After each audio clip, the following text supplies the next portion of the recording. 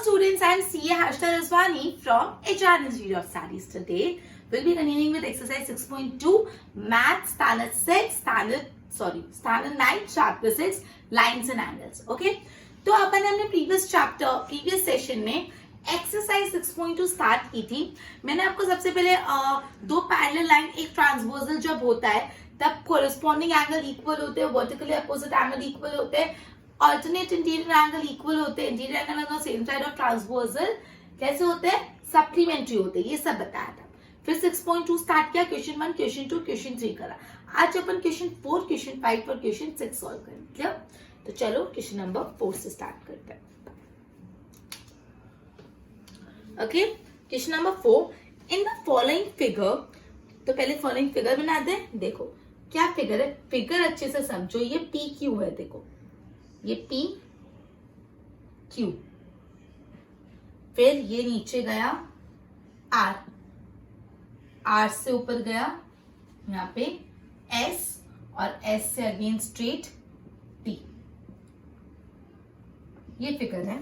In the following figure P Q is parallel to S T. देखो P Q is parallel to S T. अजीब नहीं लग रहा? P Q is parallel to S T. पहले तो अपन ने बोला यूजुअली ऐसे होते हैं, तो अपन को इसका कुछ देखना पड़ेगा. फिर बोला पी क्यू आर 110 है. पी क्यू आर मतलब P Q are, P Q are, P Q are मतलब ये एंगल है 110. ये चीज दे दी है. फिर बोला है are S T 130. Are S T का देखो, are S T, are S T मतलब ये एंगल भी दे दिया है. कितना दे दिया है? 130 दे दिया. बोला है find Q R S. Q R S ये अपन को फाइंड कर. तो पहले क्या क्या दिया मैंने वो लिख दो. यहाँ पे लिख रही हूं.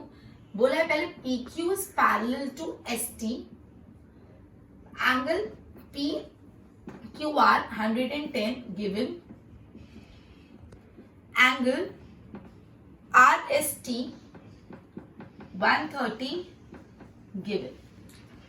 फाइंड करना angle Q R S, angle Q R S ये अपन को फाइंड करना. Isn't it? सिर्फ मैंने अभी डायग्राम बनाया और क्वेश्चन ही पढ़ा अभी तक तो मैंने. अब देखो यहाँ पे ना अपन को एक कंस्ट्रक्शन करना पड़ेगा. यहाँ पे पी क्यू पैरेलल है एस टी से, लेकिन ये दोनों पैरेलल दिख नहीं रहे. उसके लिए अपन को एक कंस्ट्रक्शन करना पड़ेगा. मैं यहाँ पे नीचे एक लाइन बना रही हूँ, एक डॉटेड लाइन, और इस लाइन को बोल रही हूं मैं ई एफ. अब एक्चुअली क्या है, ये जो पी क्यू है ना वो एस टी से पैरेलल है, और ये मैंने नीचे ई एफ बनाया. मतलब जो पी क्यू है वो ई एफ से भी पैरेलल है, और जो एस टी है वो भी ई एफ से पैरेलल है. इन शॉर्ट पी क्यू और एस टी पैरेलल है, लेकिन ये पैरेलल दिख नहीं रहे, ये साथ साथ में. तो इसको नीचे लाने के लिए मैंने क्या किया, एक कंस्ट्रक्शन कर लिया ई एफ. तब एक्चुअली अब आप देखोगे कि मैं क्या बोल रही हूँ कि जो पी क्यू है वो एस टी से पैरेलल है. ये तो गिवन है, पी क्यू एस टी से पैरेलल है बोला है. अब मैंने एस टी के पैरेलल ये ई एफ बनाया. ये जो ई एफ है और ये जो एस टी है ये दोनों भी पैरेलल है. ये जो ई एफ है पैरेलल टू एस टी, ये कैसा, ये गिवन नहीं था, ये अपन ने कंस्ट्रक्शन किया. तो आप लिखोगे बाय कंस्ट्रक्शन. जब पी क्यू और एस टी पैरेलल है और ई एफ और एस टी भी पैरेलल है, तो अल्टीमेटली पी क्यू और ई एफ भी पैरेलल ही होंगे. देखो जब ये पी क्यू और ये एस टी पैरेलल है, और ये एस टी और ये ई एफ भी पैरेलल है, तो ऑब्वियसली ये पी क्यू और ये भी पैरेलल, बिकॉज ये तो अल्टीमेटली इससे पैरेलल है. A is equal to B and B is equal to C, तो अल्टीमेटली ए और सी भी इक्वल होते हैं. तो जब पी क्यू एस टी से पैरेलल है और एस टी ई एफ से पैरेलल है, तो अल्टीमेटली पी क्यू भी ई एफ से पैरेलल ही होगा. Therefore, PQ is also parallel to EF. ठीक है, ये चीज अपन ने अभी करी. अब देखो, अब आपको सिर्फ PQ और EF देखना है. ये दिख रहा है PQ और ये EF. मैं तो डार्क कर देती हूँ इसको जिससे आपको दिख पाए. अब इसमें कौन सी ट्रांसवर्सल दिख रही है? देखो मैं सिर्फ PQ और EF को यहाँ पे हल्का सा बना रही हूँ. ये PQ और ये EF नीचे. EF थोड़ा बड़ा है तो कोई बात नहीं ना, मैं पी क्यू को भी थोड़ा बड़ा कर दीजिए, लेंथ तो कुछ है नहीं, ये पी क्यू। फिर यहाँ पे आपको लाइन दिख रही है, ये से क्यू आर लाइन है, तो इस लाइन को थोड़ा बड़ा कर देती हूँ, ये क्यू आर। तो क्या आपको दिख रहा है कि P Q is parallel to E F और क्यू आर ट्रांसवर्सल है। फिर देखो पी क्यू आर 110 है, ये पी क्यू आर ये वाला, चलो यहाँ पे लिख देते हैं क्यू और ये पी क्यू आर इतना 110 है, ठीक है। अगर पी क्यू आर 110 है तो ये पोर्शन क्यू आर एफ भी 110 होगा। क्यों? ये दोनों कैसे ऑल्टरनेट इंटीरियर एंगल्स है, ऑब्वियसली आपको दिख रहा है। मैंने ना सिर्फ ये बड़े फिगर को मैग्नीफाई कर लिया छोटे फिगर में, जिससे आपको क्लियर समझ आए। ये कोई न्यू फिगर नहीं है, ये यही फिगर को मैंने थोड़ा जूम करा जिससे आपको समझ आए। क्लियर? ये 110 है तो ये भी 110 होगा। मतलब अपन ने क्यू आर एफ 110 निकाला। यहाँ पे देखो क्यू आर एफ, मतलब ये जो पूरा का पूरा एंगल है वो हो गया 110। कैसे आया मैं वापस बता रही हूँ। पी क्यू और ई एफ पैरेलल है, तो मैंने उसको पी क्यू और ई एफ को यहाँ पे बना दिया, और आपको यहाँ पे दिख रहा है जो क्यू आर लाइन है वो इन दोनों को कट करिए, ट्रांसवर्सल है, तो क्यू आर ट्रांसवर्सल बना दी। फिर क्वेश्चन में बोला है कि पी क्यू आर 110 है, तो मैंने लिख दिया पी क्यू आर 110 है। तो जब ये पी क्यू आर 110 है तो इसके ये जो इंटीरियर में ऑल्टरनेट है, ये ऑल्टरनेट इंटीरियर एंगल भी 110 होगा, तो क्यू आर एफ 110 आ गया। अब मैं बड़े फिगर में लिख देती हूँ क्यू आर एफ, ये पूरा 110। अब इसको लिखना कैसे वो बता देती हूँ, ये तो मैंने खाली निकाला अभी तक क्यू आर एफ। क्या लिखोगे आप लिखोगे एंगल पी, नहीं पहले आप लिखोगे कि P Q is parallel to E F and Q R is transversal, therefore angle PQR is equal to angle QRF। Bracket में लिखोगे alternate interior angles, isn't it? Angle PQR मतलब this is equal to QRF मतलब this, therefore angle PQR 110 है is equal to QRF। तो QRF कितना हो गया 110, और आप यहाँ पे ब्रैकेट में लिख दोगे because angle P Q R is 110, जो चीज गिवन। क्लियर? सो ये तो मेरा अभी तक सिर्फ क्यू आर एफ आया। अब आगे देखते हैं। मैंने एक बार ये चीज ड्रॉप कर दी, नोट कर लेना, जस्ट बिकॉज मेरे को थोड़ा बोर्ड का कमी है, मैं चीज ड्रॉप कर। अब ये पी क्यू और ई एफ को मैंने जूम बताया, अब मैं ये एस टी और ई एफ को एस टी और ई एफ को जूम बता रही। ये देखो ये एस टी ऊपर दिख रहा है, एस टी लाइन, और ये ई एफ, इन दोनों को जूम करती हूँ। ये एस टी और ये ई एफ। अब इस पे कौन सा ट्रांसवर्सल दिख रहा है, ये आर एस दिख रहा है ट्रांसवर्सल, इन दोनों लाइन को कट करता हुआ आर एस, तो ये बना दिया मैंने आर एस। सॉरी, यहाँ पे ऊपर एस है और नीचे आर। कुछ नहीं करा स्टूडेंट्स, मैंने ये बड़े फिगर को नीचे छोटा कर लिया जिससे आपको क्लियर आ जाए। अब आपको दिख रहा है कि आर एस टी, जो आर एस टी वो 130 है, ये दिया हुआ है आर एस टी। तो अब अगर मुझे एस आर एफ निकालना है तो मुझे पता चल जाएगा कितना होगा। कैसे पता चलेगा? अगर आर एस टी 130 है तो एस आर टी, ये दोनों एंगल कैसे होते हैं, दोनों इंटीरियर एंगल है और क्या on the same side of transversal, interior अंदर और ट्रांसवर्सल के सेम साइड, तो interior angle on the same side of transversal का टोटल कितना होता है 180। तो अगर ये 130 है, 130 में से आप 180 में से 130 को लेस करोगे तो कितना आएगा 50, तो ये एंगल कितना हो जाएगा 50। कैसे निकाला? देखो मैंने ये एस टी और ई एफ को बना दिया, एस टी और ई एफ, और इस पे आर एस उसको कट कर रहे, आर एस ट्रांसवर्सल। क्वेश्चन में दी कि आर एस टी 130 है, जब आर एस टी 130 है तो उसके ये जो सामने नीचे वाला इंटीरियर एंगल है on the same side of transversal of 50 होगा, बिकॉज दोनों का टोटल कितना होना चाहिए 180। क्लियर? तो देखो एस आर एफ कितना आया 50, ये रहा एस आर एफ, मतलब ये इतना पार्ट आया 50 डिग्री, ये अभी अपन ने निकाला। इसको लिख के बताती हूँ। क्या लिखोगे तुम लोग? लिखोगे because S S T is parallel to E F and R S is transversal, therefore because of that angle R S T जो है plus angle S R F ये दोनों 180 है. क्यों?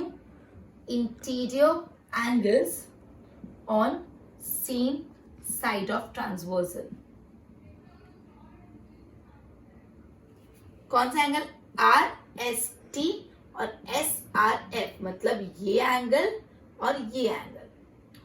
तो आर एस टी है 130 plus angle S R F is equal to 180. Therefore angle S R F is equal to 180 minus 130. Therefore S R F कितना आ गया? 50. अभी तक आंसर आया नहीं, अभी तक तो एस आर एफ है. अपन को तो क्या निकालना है? Q R S. Q R S निकालते, पहले मैं ये पार्ट रब कर, इसको देख लो, फिर क्यू आर एस कैसे निकालते हो बताते. देखो अब है ना, मैं लिखूं उससे पहले आप फिगर में से समझ लो. ये पूरा पार्ट 110 है और इस पार्ट का इतना हिस्सा 50 है, तो बाकी का हिस्सा कितना होगा? जब ये पूरा एंगल 110 फॉर्म करता है और उसका ये आधा पार्ट 50 है, तो बाकी का पार्ट क्या होगा? 110 में से क्या माइनस करना पड़ेगा? 50 माइनस करना पड़ेगा. तो 110 में से 50 माइनस करेंगे तो आ जाएगा 60 और ये अपन को निकालना है. Angle Q R S is equal to 60. कैसे? देखो मैं लिख के समझा रही हूँ. ये जो बड़ा एंगल है, पूरा एंगल 110 वाला कौन सा है? Q R F. तो एंगल क्यू आर एफ जो है वो कौन से दो एंगल से मिक्सचर है? क्यू आर एस और एस आर एफ. ये जो पूरा एंगल क्यू आर और एफ है, क्यू आर एफ, ये पूरा एंगल क्यू आर एफ किन दो एंगल से बना हुआ है? एक तो ये एंगल और दूसरा ये एंगल, मतलब angle Q R S plus angle S R F. अब पूरा एंगल क्यू आर एफ कितना है? क्यू आर एफ पूरा कितना है? 110. क्यू आर एस कितना है? वही तो निकालना है. और एस आर एफ कितना है? अभी अपन ने निकाला 50. तो क्यू आर एफ के लिए क्या करना पड़ेगा? 110 में से प्लस है तो उधर जाके minus 50. Therefore Q R S is equal to 60 degree. ये आ गया अपना आंसर. क्लियर? अब मैंने ये सम को बहुत अच्छे से मैंने समझा. स्टिल एक बार मैं सिर्फ फिगर के थ्रू समझा, सिर्फ फिगर के थ्रू मैं रैप कर रही हूँ बोर्ड और मैं फिगर को ड्रॉ करके वापस सिर्फ और सिर्फ फिगर के थ्रू समझा रही, विदाउट एनी थियोरेटिकल नहीं लिख रही, वो मैंने लिखना समझा दिया. देखो क्वेश्चन जो आपको दिया हुआ था वो ये था पी क्यू, फिर नीचे ये आर, फिर ये एस और यहाँ पे टी. इतना दे दिया था और बोला कि ये एंगल है 110, ये एंगल 130. बस अपन को ये एंगल फाइंड करना था. अब हमने क्या करा? बोला था पी क्यू और एस टी से पैरेलल है, तो उसके लिए क्या पे इमेजिनरी लाइन कंस्ट्रक्ट कर ली, जिसको मैंने बोल दिया ई एफ. अब ये पी क्यू और ये एस टी पैरेलल है और ये एस टी जो है और ये जो ई एफ है वो पैरेलल है. जब ये इसके पैरेलल है और ये इसके पैरेलल है तो ये भी इसके पैरेलल होगा. तो ये पी क्यू और ये ई एफ पूरा का पूरा पैरेलल है. ये दोनों पैरेलल, ये जो लाइन पास हो रही है वो ट्रांसवर्सल, ये ट्रांसवर्सल है तो ये 110. तो इसका ये वाला एंगल भी कितना होगा? 110. बिकॉज ये एंगल और ये एंगल क्या होंगे? Alternate interior angle. अब ये क्लियर होना चाहिए भी, अगर आपको अभी तक समझ नहीं आ रहा तो बेसिक्स को क्लियर करो. ये 110 तो ये भी 110. अब अपन क्या करते हैं, ये एस टी और ये ई एफ को पैरेलल और ये लाइन ट्रांसवर्सल. जब ये लाइन ट्रांसवर्सल है तो ये एंगल और ये इतना पार्ट, ये दोनों कैसे होंगे? Interior angle on the same side of transversal और interior angle on the same side of transversal का टोटल 180 होता है. 180 में से 130 किया तो 50 बचा. मतलब ये पूरा एंगल 110 था और इतना पार्ट 50, तो बाकी का ये एंगल कितना हुआ? 110 माइनस 50, 60. आ गया आंसर. सिर्फ फिगर की तो समझा. गो थ्रू करो एक बार.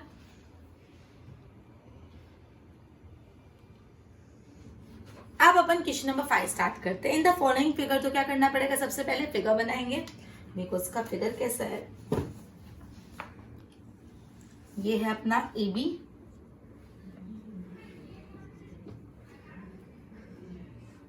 और ये है अपना CD। अब यहाँ पे सेंटर में P है, P से यहाँ पे Q और Q से यहाँ पे R। ओके, इतना अपन को फिगर दिया हुआ है। अब बोला इन द फॉलोइंग फिगर, इस फिगर में AB is parallel to CD, ये AB और CD पैरेलल है, ये AB और ये CD पैरेलल। चलो कोई बात नहीं। फिर APQ 50 है, APQ का है ये A, ये P और ये Q, मतलब APQ कौन सा एंगल हो गया, ये एंगल हो गया APQ। ये क्वेश्चन में दे दिया है 50 है। बोला है PRD 127 है, PRD का है PRD, PRD मतलब ये angle PRD, that is this angle. कितना बोला है 127। क्या फाइंड करना है, एक्स और वाई। एक्स और वाई का, यहाँ पे एक्स और यहाँ पे वाई। चलो पहले जो दिया हुआ है अपन को हमेशा पहले वो लिखने का, AB is parallel to CD और एंगल APQ दिया हुआ है 50 और एंगल PRD दिया हुआ है 127। फाइंड क्या करना है, angle X and angle Y, right. तो चलो अब देखो, अब मैं इसको छोटा बना रही हूं यहाँ पे फिगर, जिससे क्लियर हो जाए। ये AB और ये CD, चलो बढ़िया, ABCD हो गया। अब इसमें ये जो है ये क्या है, ये ट्रांसवर्सल मानू, ये जो PQ है वो क्या मैं ट्रांसवर्सल मानू, तो मैंने ये बना दी PQ ट्रांसवर्सल। मैंने बस ये बड़े फिगर को छोटा फिगर कर लिया जिससे इजी हो जाए। अब APQ ये 50 है और ये X है, तो आपको X मिल जाएगा। अगर ये APQ 50 है तो X कितना होगा, ये दोनों कैसे एंगल हो गए, अगर AB is parallel to CD और ये ट्रांसवर्सल, तो ये कैसे एंगल है, ये पूरा इंटीरियर है और कैसे ऑल्टरनेट, तो कैसे एंगल है, ऑल्टरनेट इंटीरियर एंगल, तो X भी कितना आ जाएगा 50। तो पहले तो मेरा आ गया X 50। कैसे आया, ये दोनों ऑल्टरनेट इंटीरियर एंगल है जब AB is parallel to CD। मैंने इसको आपको जूम करके भी बताया, AB is parallel to CD और ये जो QP है ना, ये QP क्या है, ट्रांसवर्सल है। क्लियर। तो ये APQ क्वेश्चन में 50 दिया हुआ है, तो ये X भी मिल जाएगा 50 बिकॉज ये ऑल्टरनेट इंटीरियर एंगल है। ये अब इसको लिखते कैसे, इतना पार्ट पहले क्या लिखोगे यहाँ पे, as AB is parallel to CD and QP is transversal, therefore angle APQ would be equal to angle X. Q equal to angle X because ये कैसे एंगल है, alternate interior angles।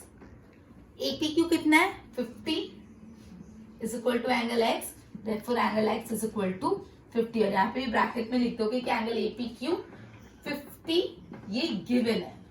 क्लियर। तो angle X आ गया 50। First step तो clear हो गया। अब angle Y भी तो फाइंड करना ना। अब देखो उसके लिए मैं क्या करती हूँ, वापस एक छोटा फिगर बना रही हूँ। ये रहा एंगल A, ये line sorry AB is parallel to CD। अब मैंने ये वाला ट्रांसवर्सल लिया था पहले, अब ये वाला ट्रांसवर्सल लेती हूँ। ये कौन सा है, PR ट्रांसवर्सल, और ये मैंने बता दिया 127। PRD 127 क्वेश्चन में दिया हुआ है। जब PRD 127 है तो ये वाला पार्ट APR कितना होगा, ये भी 127 होगा। क्यों, बिकॉज ऑल्टरनेट इंटीरियर एंगल है। APR भी कितना होगा 127 बिकॉज ऑल्टरनेट इंटीरियर एंगल है। APR मतलब देखो कौन सा, बड़े फिगर में देखो APR मतलब ये APR, ये पूरा जो एंगल है वो कितना होगा 127। क्यों, बिकॉज ये 127 है तो ये भी 127, ऑल्टरनेट इंटीरियर एंगल। और ये मैंने छोटे फिगर से भी समझाया, AB is parallel to CD और यहाँ पे PR ट्रांसवर्सल। अब ये वाला पार्ट लिया PR ट्रांसवर्सल, ये 127 दिया तो ये भी 127 होगा बिकॉज ऑल्टरनेट इंटीरियर एंगल है। अब इसको मैं लिखना सिखाती हूँ, फिर आगे सम सॉल्व करते हैं। क्या लिखोगे आप कि AB is parallel to CD and ये जो PR है ना इज ट्रांसवर्सल, therefore ये जो एंगल PRD है would be equal to angle APR है ना, angle PRD, this angle would be equal to this whole angle APR. क्यों?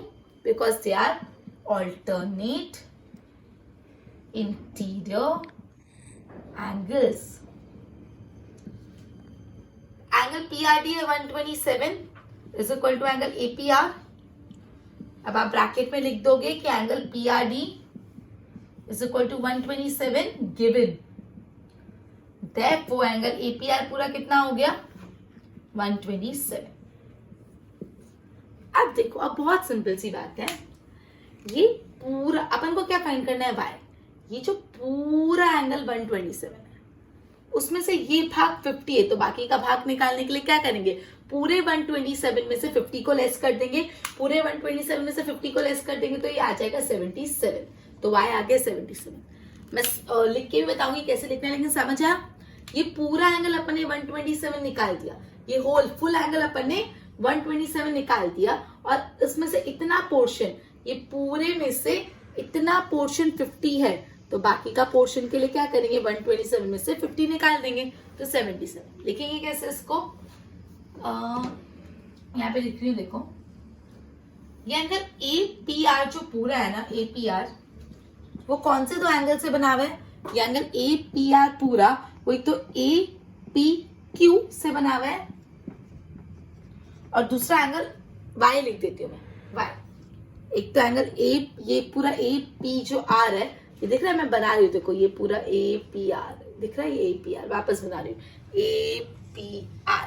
ये तो APQ से बना हुआ है और QPR से बना हुआ है, APQ और एंगल QPR. अब एंगल APR कितना है? सॉरी, हाँ APR है 127, ये अपन ने निकाला अभी यहाँ पे, और APQ कितना है? APQ है 50, ये भी अपन ने निकाला, प्लस QPR के बदले में Y लिख देती हूँ. So 127 minus 50 is equal to Y. Therefore Y is equal to 77. तो मेरा इन शॉर्ट आंसर आ गया X 50 और Y 77. क्लियर? चलो, आई होप इतना समझ आया. मैं वापस पूरे सम को समझा रही हूँ सिर्फ फिगर से. फिगर पे ध्यान देना, मैं पूरा रब कर रही हूँ कैसे लिखना है. जैसे मैं लिख रही हूँ ना वैसे ही लिखना है. ओके, पूरा पैटर्न सेम होना चाहिए. बस एक बार मैं फिगर के थ्रू वापस समझा देती हूँ जिससे इजी हो जाए, जिससे आपको समझ आ जाए. फिर लिखना तो आपको आ ही जाएगा. देखो मैं फिगर बना रही हूँ, पूरा ध्यान फिगर पे. ये भी है,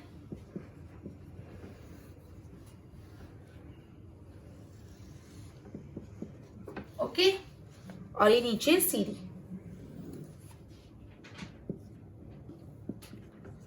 यहां से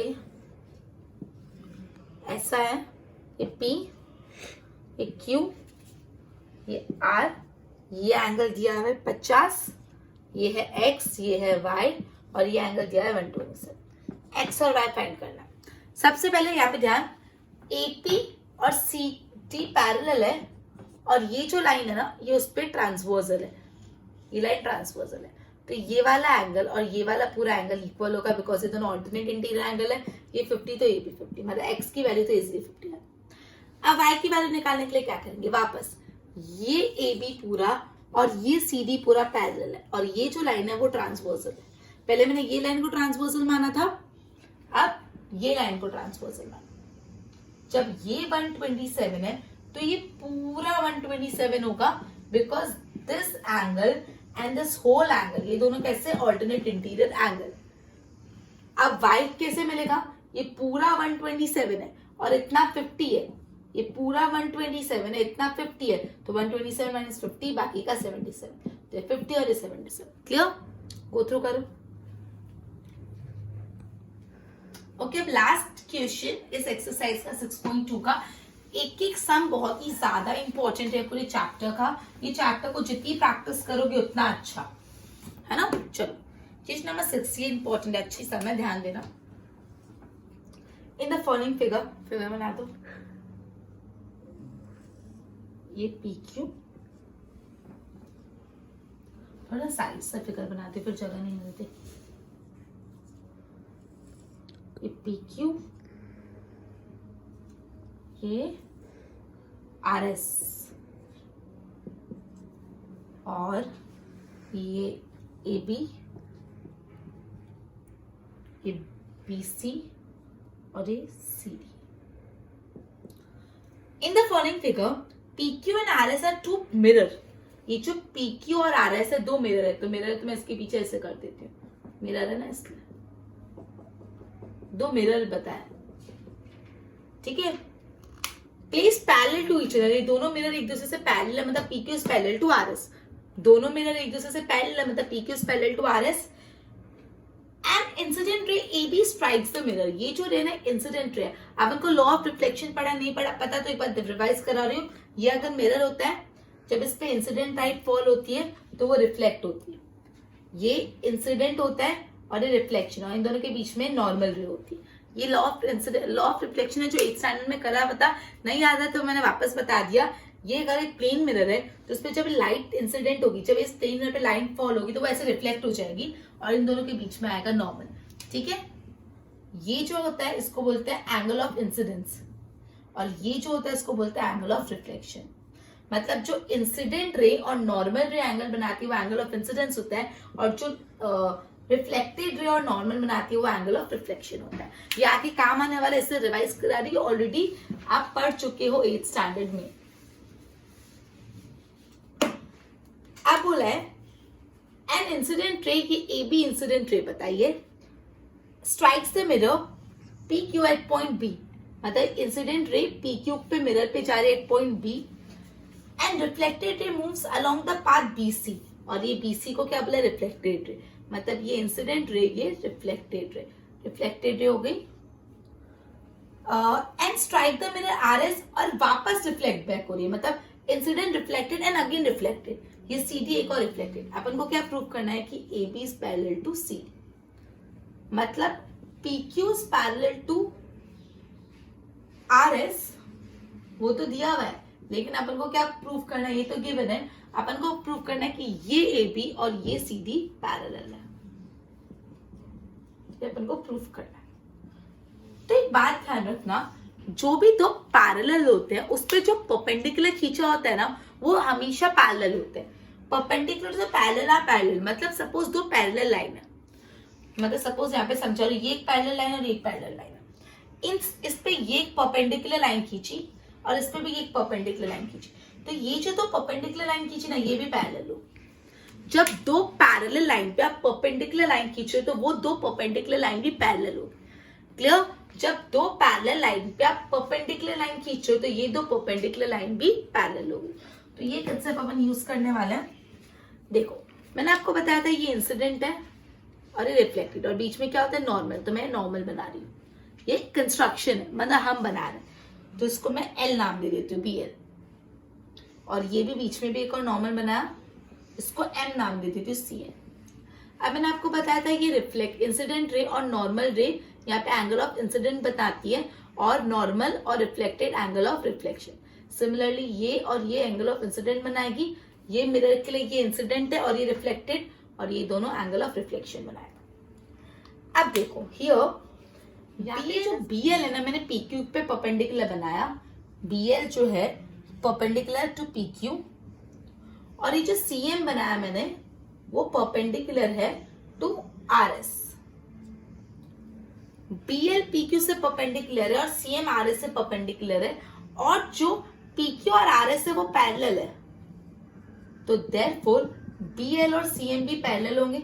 ये मैंने अभी आपको बताया, जब दो पैरेलल पे परपेंडिकुलर बनाते हैं तो वो दो परपेंडिकुलर भी पैरेलल होते हैं. तो यहाँ पे मैंने BL बनाया PQ के परपेंडिकुलर और CM बनाया RS के परपेंडिकुलर, और PQ और RS पैरेलल है, उसी वजह से BL और CM भी पैरेलल होगी. ये मैंने थियोरेटिकली पूरा लिखा. मतलब यहाँ पे अब आपको दिख रहा है ये BL और ये CM पैरेलल है. ओके, अब मैं क्या करूंगी, देखो एक इसको शॉर्ट फॉर्म मतलब छोटा फिगर यहाँ पे बनाती हूँ. देखो ये BL, सॉरी यहाँ पे ये BL और यहाँ पे कहीं CM है, और इन दोनों के बीच में ये BC है. मतलब मैं बोल सकती हूँ कि ये दो पैरेलल है और ये परपेंडिकुलर है, सॉरी ये ट्रांसवर्सल है, क्योंकि अपन ने ये तो प्रूव कर लिया ना कि जो ये तो पैरेलल है, तो अपन ने क्वेश्चन में अभी जस्ट प्रूव किया, और ये ट्रांसवर्सल है. ये भी अपन ने प्रूव कर लिया, ठीक है। तो ये जो एंगल LBC ये एंगल है और दूसरा एंगल है MCB, ये एंगल, ये दोनों इक्वल होंगे। क्यों? बिकॉज ये कैसे एंगल होंगे? Alternate interior angle.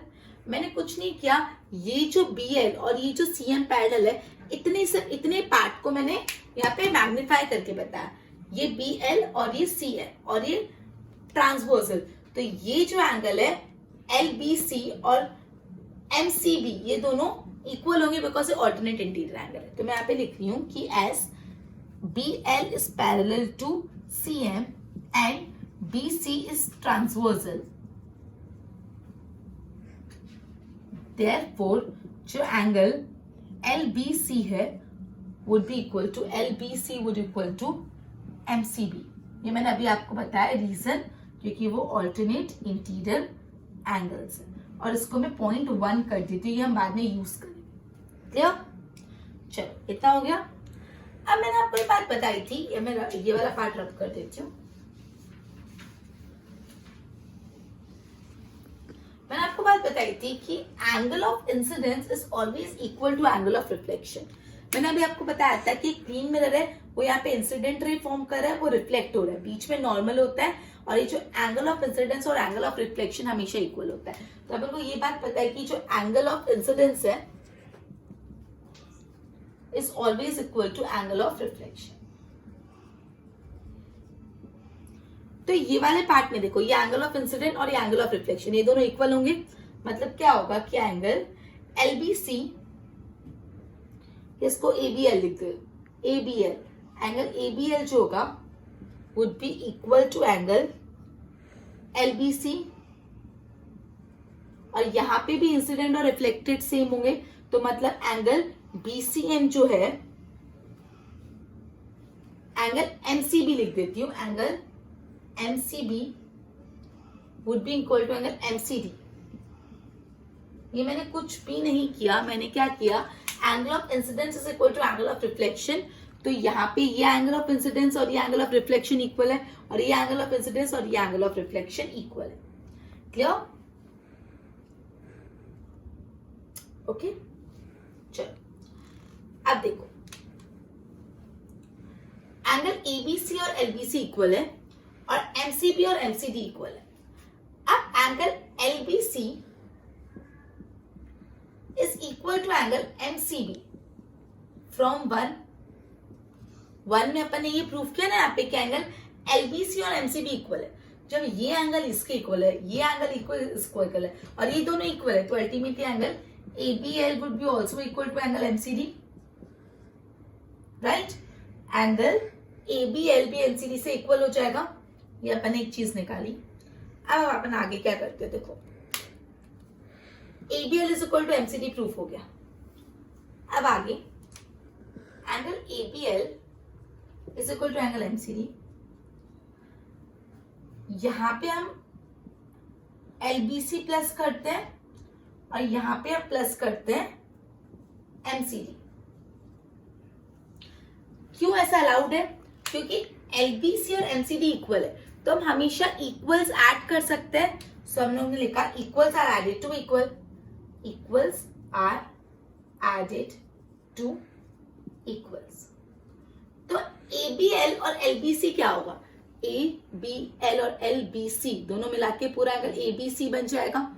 तो एंगल ABC और एंगल MCD और MCB मिला के कितना होगा? पूरा एंगल BCD।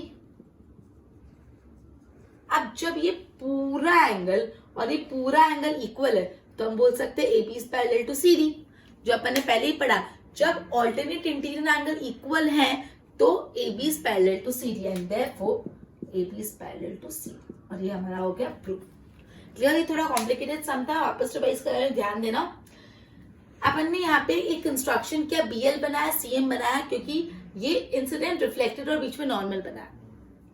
अपन ने पहले ये प्रूव करा, मैं आपको फिगर के थ्रू समझाती एक बार कर दी हूँ। ये पूरा अपना सम हो गया, फिगर के थ्रू वापस समझा दी। मैंने लिख के पूरा समझाया, फिगर के थ्रू वापस समझा। देखो, ये PQ मिरर और ये दूसरा मिरर है RS।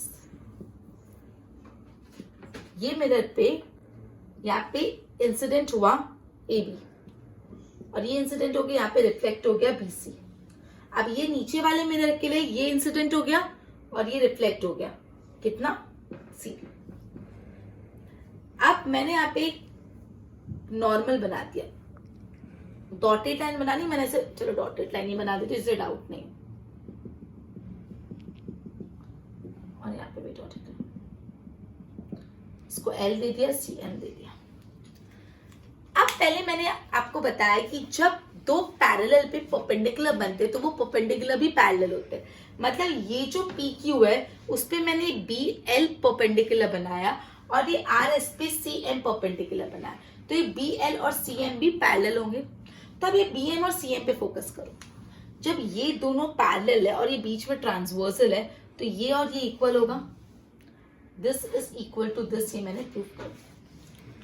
फिर मैंने नेक्स्ट स्टेप में क्या किया, ये है एंगल ऑफ इंसिडेंट और ये है एंगल ऑफ रिफ्लेक्शन, ये है एंगल ऑफ इंसिडेंट और ये है एंगल ऑफ रिफ्लेक्शन। ये दोनों एंगल इक्वल होंगे, angle of incident is equal to angle of reflection और ये भी इक्वल होंगे।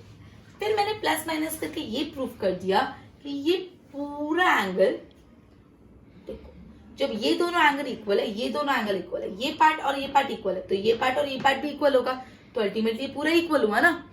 देखो ये पार्ट और ये पार्ट, ये दोनों इक्वल है, ये और ये भी इक्वल है और ये भी इक्वल है, तो अल्टीमेटली ये और ये भी इक्वल होंगे, तो ये और ये पूरा इक्वल होगा। तो जब ये दोनों इक्वल है तो ये AB is parallel to CD, because जब ऑल्टरनेट इंटीरियर एंगल इक्वल है तो ये दोनों लाइन पैरेलल है, यही प्रूव करना था। ठीक है, ये सबको 3-4 बार करना तो पक्का होगा, थोड़ा कॉम्प्लिकेटेड है। ठीक है, तो आज अपन ने क्वेश्चन नंबर 4, 5 और 6 तीनों सॉल्व करे। ये पूरा का पूरा चैप्टर बहुत इंपॉर्टेंट है, अच्छे से करना। 6.1, 6.2 दोनों कंप्लीट हो गए, जितनी बार प्रैक्टिस करो उतना अच्छा है। नेक्स्ट लेक्चर में 6.3 स्टार्ट करेंगे। Till then good bye.